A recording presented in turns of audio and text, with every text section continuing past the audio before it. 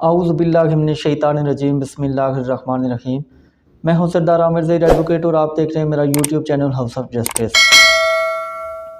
अगर किसी औरत ने खुला ले ली है और तलाक मौसर सर्टिफिकेट भी उसे जारी हो चुका है, लेकिन आप मियाँ बीवी दोनों आपस में दोबारा राज़ीनामा करके तो इकट्ठे ज़िंदगी गुजारना चाहते हैं, तो उसके लिए क्या तरीक़ेकार है?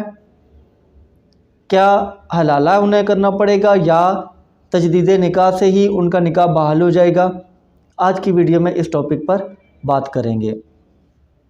जब एक औरत अपने खामद के ख़िलाफ़ अदालत में दावा दायर करती है कि उसे खामद से खुला लेनी है क्योंकि खामद उसे तलाक नहीं दे रहा और वो खुला लेना चाहती है, उसके साथ रहना नहीं चाहती, जो भी रीज़न्स हैं वो अलग बात है, लेकिन वो अपने खामद से अलहदगी चाहती है, तो वो जब अदालत में आती है तो अदालत उसके खामद को समन जारी करती है।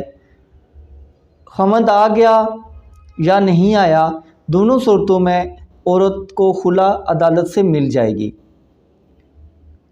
अगर खामद अदालत में आ जाए तो थोड़ा सा डिले हो जाता है, 2-3 महीने लग जाते हैं उसे खुला की डिग्री मिलते हुए, लेकिन अगर खामद नहीं आता तो फिर विदिन 1 मंथ उसे खुला की डिग्री मिल जाती है। जब खुला की डिग्री मिलती है तो वो अटेस्टेड कॉपी लेती है और जाके यूनियन काउंसिल में जमा करवा देती है। यूनियन काउंसिल में भी 3 महीने मुसलसल, मतलब कि हर महीने एक समन खामद को जारी होता है। उसके बाद जब 90 डेज़ कंप्लीट हो जाते हैं तो 3 समन जारी हो गए खामद को, तो यूनियन काउंसिल औरत को डाइवोर्स सर्टिफिकेट, तलाक मौसर सर्टिफिकेट जिसे कहते हैं, वो जारी कर देती है।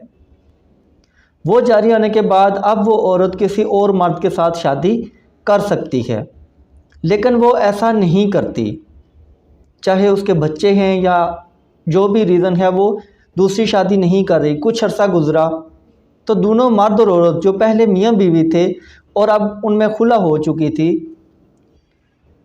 तो वो इस बात पर राज़ी हो जाते हैं कि उनके दरमियान जो गलतफहमियाँ थी वो ख़त्म हो गई और वो दोबारा इकट्ठे ज़िंदगी गुजारना चाहते हैं, लेकिन अब खुला हो चुकी है। तो यहाँ अक्सर सवाल पूछते हैं कि तलाक मौसर सर्टिफिकेट भी जारी हो गया है, तो अब हम किस तरीके से दोबारा मियाँ बीवी बन सकते हैं? तो ये बात याद रखने वाली है कि जो खुला होती है वो 1 तलाक के बराबर होती है, वो 3 के बराबर नहीं होती। जहाँ पर 3 तलाक़ें हो जाती हैं वहाँ पर निकाह हमेशा के लिए टूट जाता है, उसके लिए फिर तजदीद निकाह नहीं हो सकता। वो औरत जब तक किसी और मर्द के साथ शादी नहीं करेगी तब तक वो पहले वाले मर्द से शादी नहीं कर सकती। लेकिन यहाँ अगर खुला हुई है तो फिर मर्द और औरत के पास ये इख्तियार है, शरई तौर पर भी और कानूनी तौर पर भी, कि वो तजदीद निकाह करके दोबारा मियाँ बीवी बन सकते हैं। तजदीद निकाह से क्या मुराद है कि वो नया निकाह करेंगे, जो पुराना उनका निकाह था वो टूट चुका है, तो अब नया निकाह किया जाएगा। निकाह कैसे करेंगे? जिस तरीके से पहले किया गया था तो बिल्कुल उसी तरीके से ये निकाह होगा, 2 गवाह होंगे, लेकिन अब यहाँ पर जो हक महर है वो नया रखा जाएगा। वो जो पहले वाले निकाह में था वो पहले वाले निकाह की हद तक था, वो कंप्लीट हो चुका है, खुला हो गई तो वो बात ख़त्म हो गई। लेकिन अब जो तजदीद निकाह होगा तो यहाँ पर दोबारा से हक महर फिक्स किया जाएगा और मर्द को वो पे करना पड़ेगा। तो सिंपल वो आप तजदीद निकाह करें, उसी तरीके से निकाह ख्वाह के पास जाएंगे, वहाँ निकाह होगा, निकाह रजिस्टर्ड होगा, यूनियन काउंसिल में भी निकाह रजिस्ट्रार आपको रजिस्टर करवा के देगा और उसके बाद आप बतौर मियाँ बीवी ज़िंदगी गुजार सकते हैं।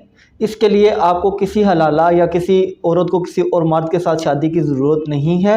बेशक जितना अरसा भी गुज़र चुका हो, चाहे कुछ महीने गुज़रे हैं या सालों में भी गुज़रे हैं, तब भी सिंपल यही तरीका होगा कि तजदीद निकाह होगा। औरत को किसी और मर्द से शादी की कोई ज़रूरत नहीं है।